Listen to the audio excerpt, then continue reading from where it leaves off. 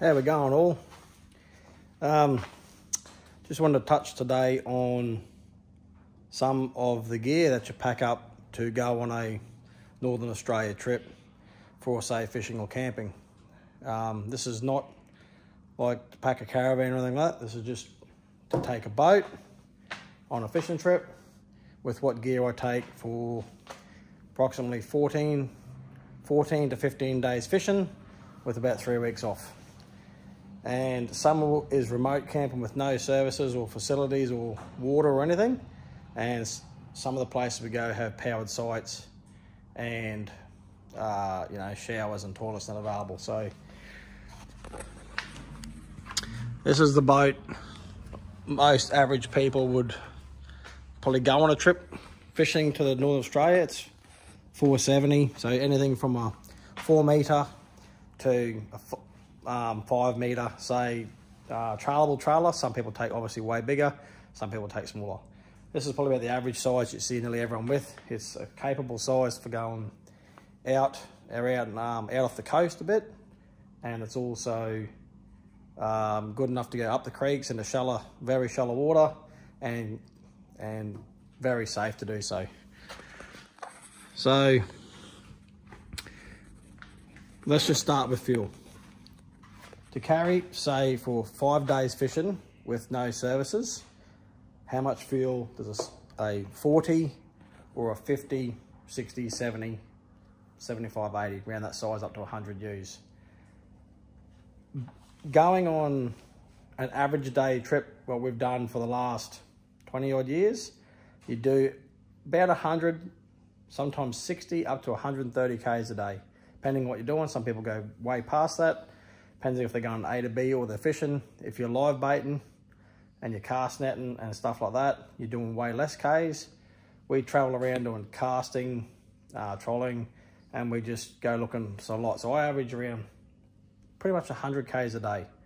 In this boat, it gets 3.3 Ks a litre. That's at its best, Optimus. And that's when I'm sitting on 4,800 revs or 4,500 revs, and it's doing around the 42 kilometers an hour. Sure, you can get up and go faster, but you burn more fuel. The trouble is where you go, you can't carry the fuel. It's not about the fuel consumption, it's carrying the fuel. So if you've got a bigger motor, bigger boat, you've got to carry more fuel to do the same job. So I like the 70 size, 60, 70 mark.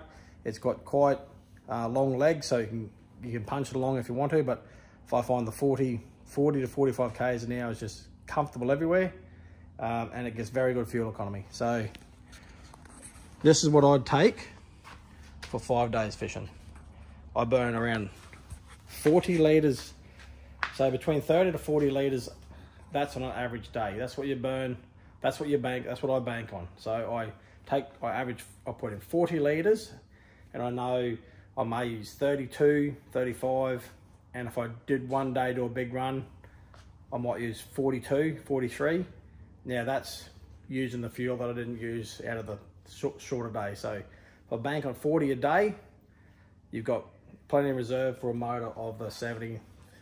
Like a 50 is even better. They probably use a smidgen less. A 40 uses less, 30 uses less.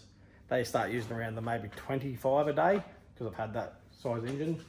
And if you start going up around the 80 to 100 engines, which a lot of our friends have brought on their trip, they use around 50 to 60 litres a day because it's just the way it burns with a bigger boat. So if you had 100 or 80 and you were doing the same thing, expect to use 50 at least. So 50 litres a day up to 60. So you then got to take an extra 20 litre drum for everyday fishing.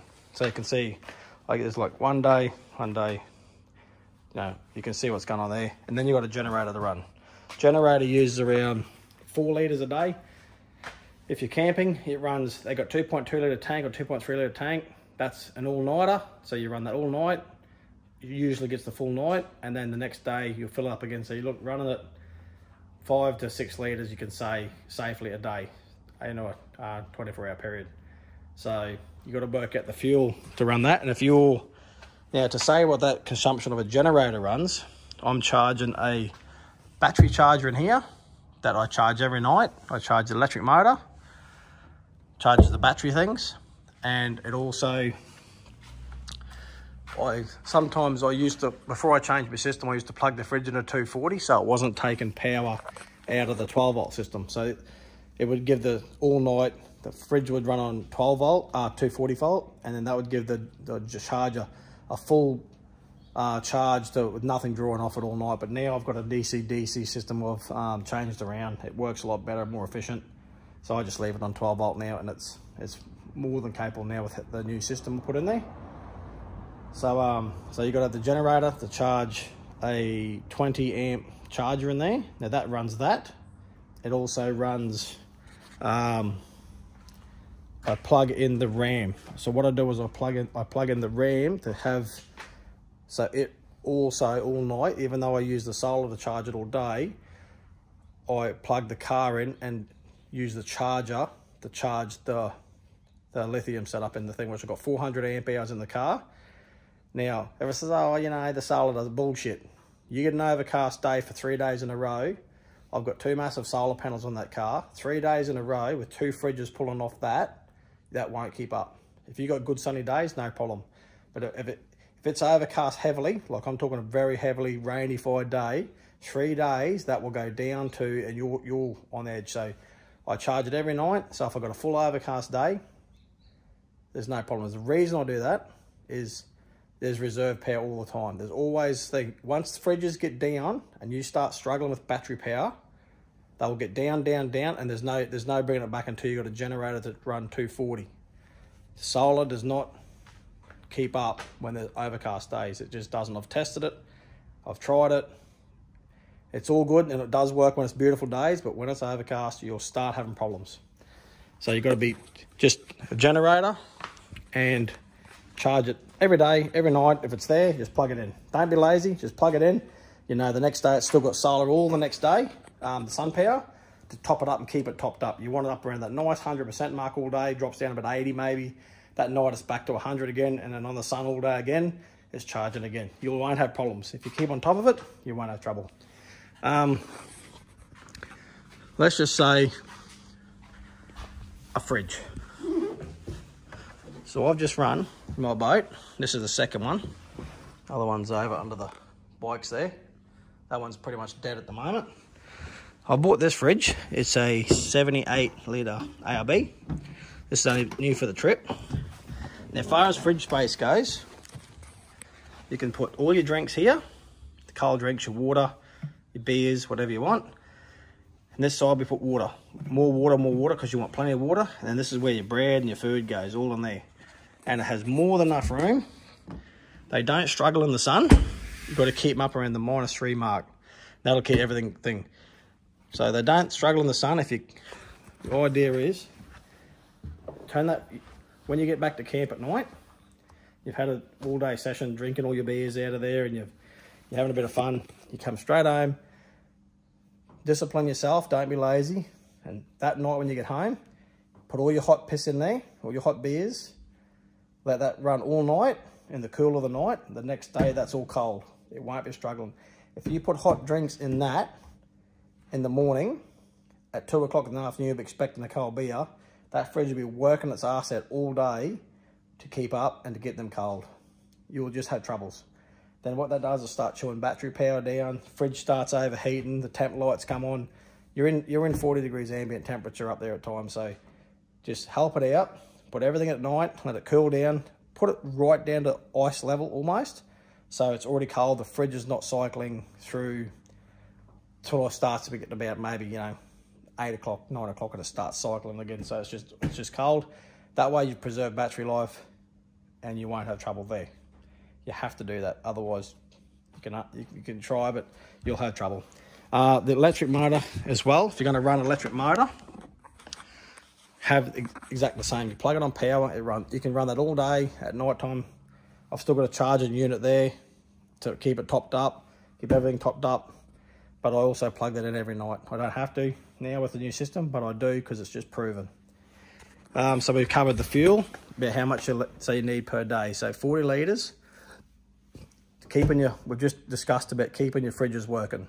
It's important. You lose your meat, you lose everything else. If you try and say you want to keep a few fish, you start putting 4 or 5 fillets of fish in a fridge, that drops all that temperature down and then starts taking it down. The fridge starts working again. Remember, it's out in the elements. So just work out all that stuff where you want to put it. And when you get home, put your fridges in a bag or a different freezer. I also run, I'll get out of the boat system now. I'll also run, I'll walk over here. So I run another fridge. That's the fridge for the boat. Now I've just been using this. It's over here. Got shit everywhere left over from the strip. Ever cool. I run one side as a full freezer and one side as a fridge. So that's a 80 or something. Ever cool. Just, it doesn't matter the brand. What you need to do is you have your fridges for your boat, is your boat fridge. Then you've got a camp fridge. So you got your meat. So you'll keep all your meats and your vegetables, whatever you want, frozen. Max it out, keep them frozen before you go. Have them just solid right down and max the fridge can go. And then you're only getting in that, obviously, once a night or whatever to get something out for the next day or whatever you want to do there. Now that works for your frozen stuff. And then the other side I use for camp drinks. So you're not getting into your boat in and out. You're running, like, I don't know, let's just say you drink rum and Coke.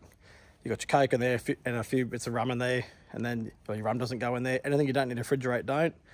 And then you put just all your Cokes and your drinks in there, maybe your butters and a bit of stuff, like if you want that sort of thing in there. Something you're not, just designate it to a drink fridge.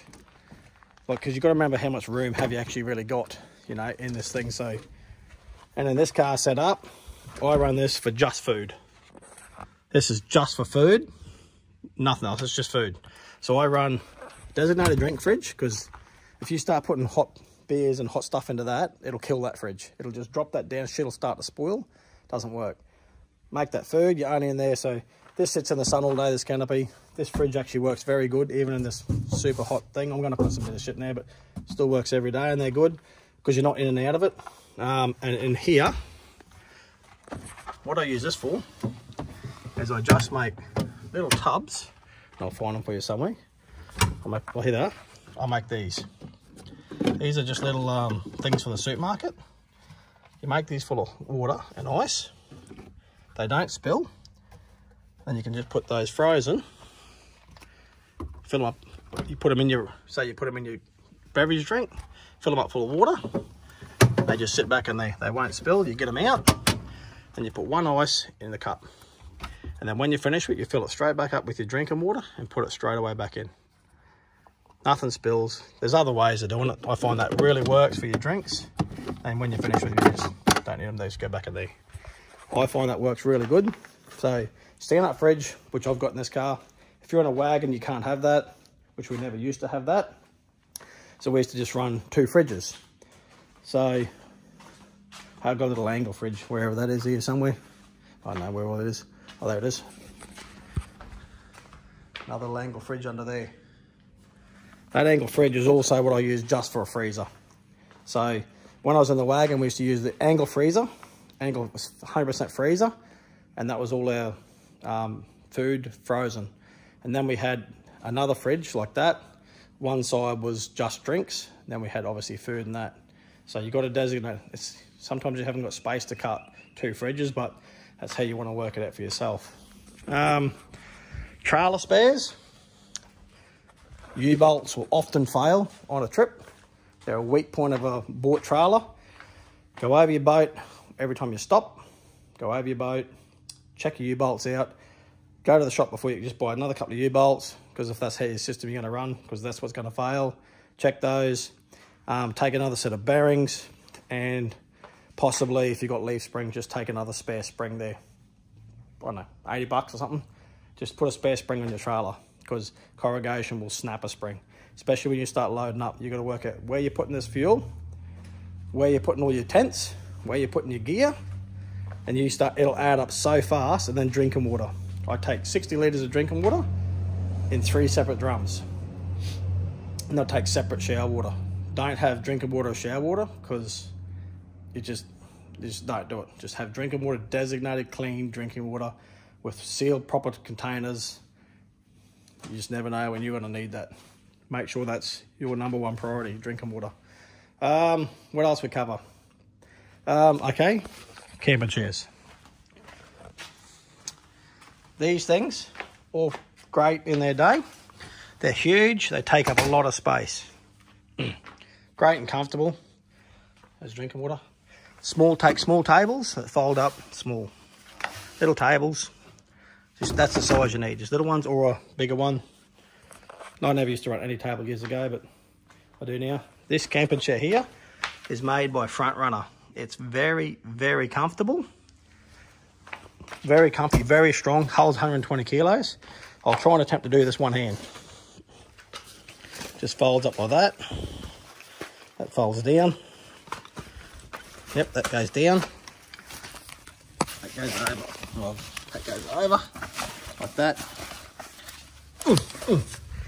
Look how small that is. They are very strong, very tough, compact camping chair. Now that fits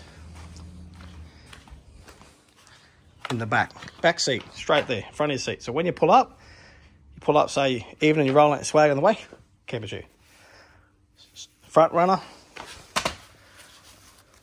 There we go, that's what's written there.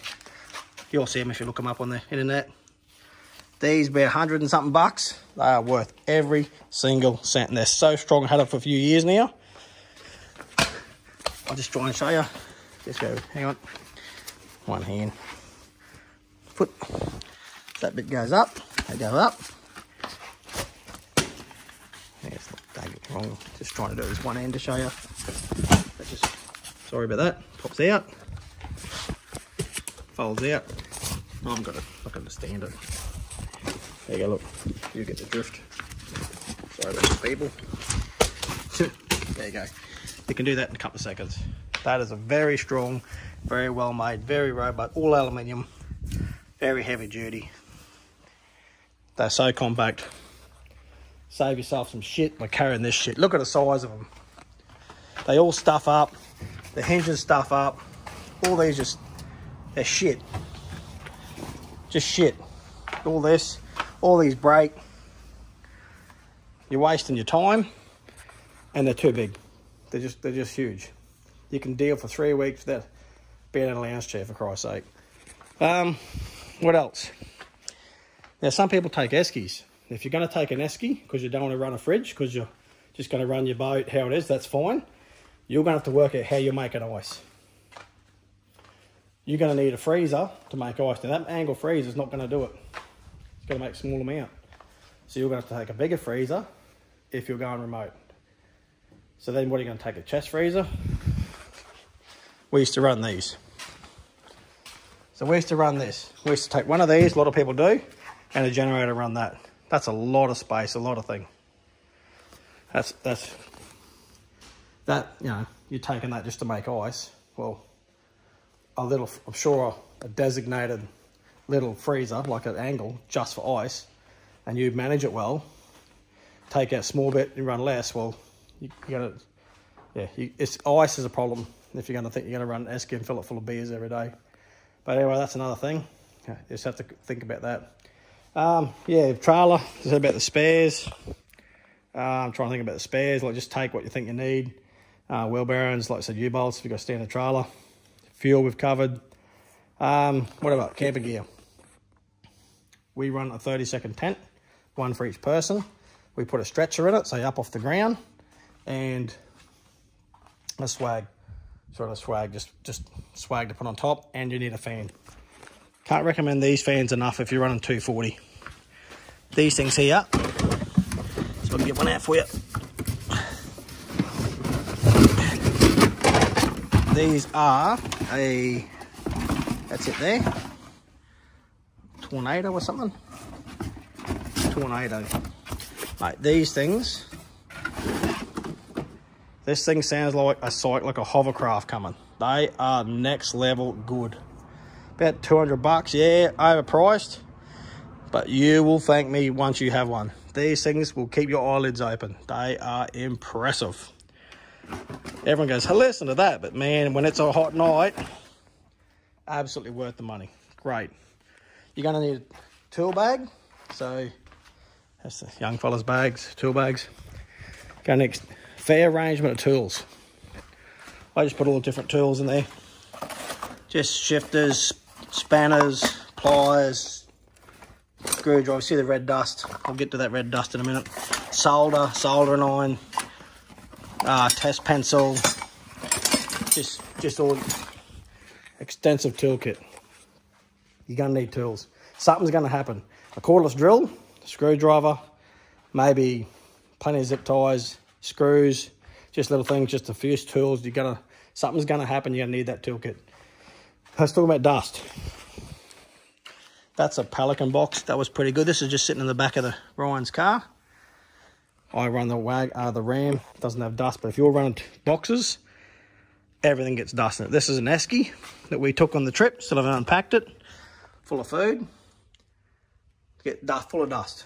Now that was sitting in the back of the car, all sealed up with latches with a seal. You're gonna get dust in everything if you're in just an open car. So we put food in there. It took way too much food, but you've got to have plenty of food. Use that just to put our stuff in. Food. Ants get into everything. Absolutely ants into everything. You put that lid shut, they're in it. You think you got in, they're in it. They get in your fridge. They get into the food. You're gonna need definitely airtight containers to keep ants out, and crows. If you leave anything out in your camp, crows will just pick it to pieces, pull it to pieces. As soon as you're gone, they're in there. Just pick. They'll stuff everything. So make sure you got crow-proof, vermin-proof, things like that. Bit of cooking gear. Just a bit of shit in there, not much. Don't take much cooking gear at all. We don't get fancy with the cooking. You're there to go fishing, not to have freaking great meals. So just a small bit, just enough. A lot of people, each to their own. If you want to make big meals at night, so be it, but it's a fishing trip to me. You go in there to fish, live when you get home. Just take what you need and you don't need it. You don't need half the shit. It all adds up. It all adds up to weight. Spares for my trailer. I carry airline because it's airs. Carry spare airbags. I carry lots of bolts, lots of screws. I carry Toyota spares, sockets. In here is a full hub assembly for the thing. I got all the hub. You see written there, look. Everything. Hub, bearings, seals, studs, nuts, hose clamps. I carry hydraulic line, trailer pins, bushes, everything there I need to fix this trailer. I can fix this on the side of the road. I can put new bushes in it. It's going to be a job. It's going to cost me, what, $5,000 to get this on a truck to get it home. I can fix it. You're on the side of the road. It's going to take you a day, but you're going to fix it. Keep an eye on your shit. Take everything to fix your stuff. You don't have to do it. Don't have to, but if you get away with it, you get away with it. Keep your motor serviced. Going back to the outboard, keep your motor serviced. Check it, make sure it runs before you go. Twice up there on a trip just gone. Seen a bloke, done a service. Got up there, motor wouldn't start. Didn't even try it before he left. Motor wouldn't go. He was nearly going to turn around and go home. He's just driven 6,000 kilometres. He was going to turn around because he didn't want to. Oh, the trip's stuffed. Just start your shit before you go. If it starts then, it's going to start there. Get buying new batteries for your boat. Make sure you got a good battery. Make sure you got all that. Just a good new. Check it out. When did you buy it? How long ago? Who doesn't always think, oh, I only just bought it. Look on a date on it. Something's been there for 2 years. Happens. Yeah. So if you want hassle-free, yeah, I'm just trying to explain. Some people ask, what do you take? How do you prepare for it? So can't really think of anything else. Power for your fridges is definitely priority. That's your food. You definitely need fuel. Water. Make sure that's covered. You got, what else? So you got enough extension leads to get where your generator's got to go. You want a good chair. Don't take too much shit. Try and minimise as much as you can. Get enough spares for your boat trailer. And make sure you got a fuel filter for your car. Fuel filter for your car. On this trip alone, we did 5,000 Ks. We just had a big wet season. The other boys had to change their filter in the first couple of 100 Ks, and Ryan's car also got the fuel filter light on. You're gonna get shit fuel in the middle of the top end. It's all dirt in it, there's just water in it. Take a fuel filter, take enough tools to change it, and it should be right. You only need one just to tape it out, but there's a fair chance you might not get it, but that happens a fair bit. That's going to give you trouble if you can't get one. What else? I take a little bit of oil for the boat, and I can tip it in the car if I had to. If something come on, just take 4 litres. Never needed it, but if you needed 4 litres because you had to do something in the car, or you got some sort of leak, you can put oil back in your car. It's a thing I never use, but I do take it. I do take a little bit of brake fluid, or if you've got a clutch or something, you've got a leaking slave cylinder or master cylinder or something on your car, just take a bit of clutch for brake fluid, just so you can top it up and get it to where you need to go, because, you know, that's just a little bottle, it doesn't take up much weight, and you might need that too. Same as like a little bit of power steering, just a small bottle of power steering fluid. Same for your car if you've got a leak. So trust me, you'll stuff a power steering pump in 15 minutes if it's got no oil, then you're going nowhere. So just the small things like that. That's about it. Can't think of much else. Yeah, always take a coat with your clothes because it does get cold. Yeah, so that's about the list I can just suggest as trying to prep yourself up for one of your first trips. If you want to know anything else, just send a message through YouTube, and I'll I could probably help you out. Ask around, ask other people what they do. All right then, thanks for watching.